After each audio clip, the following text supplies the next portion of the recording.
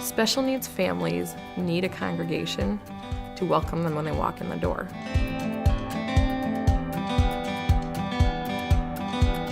We had a meeting talking to some parents about what it was that they actually needed. And they said that once their children graduated, they completely lost their social circles, they lost their therapies, they lost everything that was their day-to-day routine and all the ways that they could interact with people, and they started sitting at home alone while parents were at work.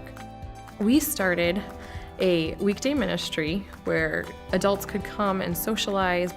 We want adults to find their spiritual gifts, no matter their disability, and be able to use those in the community. So we've done a lot of different things, like raising money and raising different items for places like the homeless shelter and kids in need and kids in foster care and things like that our guys can use their gifts and talents. So we needed a name, and the story we went to was in 2 Samuel chapter 9, Jonathan had a son who had been handicapped and couldn't walk, named Mephibosheth. King David promised Mephibosheth that they would plow his fields for him, and he would always have a seat at the king's table. And so that was David's promise to Mephibosheth and to Jonathan, and so that's how we came up with our name, David's Promise. I always tell people that if you come to David's Promise, you will get to see a really good model of what I think the first century church was supposed to be.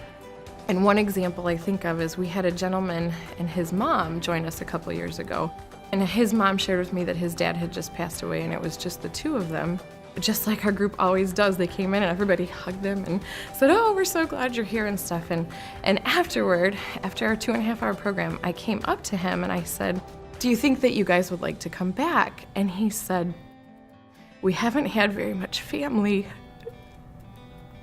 and we've lost a lot of our family, and you guys are my new family after one time coming."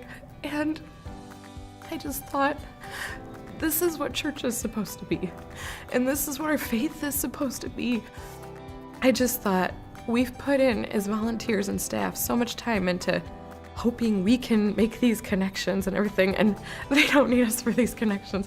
We're the ones learning so much about how to love Jesus because they just know how to do it, and they know how to love each other. And it was a beautiful moment for us to see that we're the ones learning a lot from this group of people rather than thinking that we can teach them something.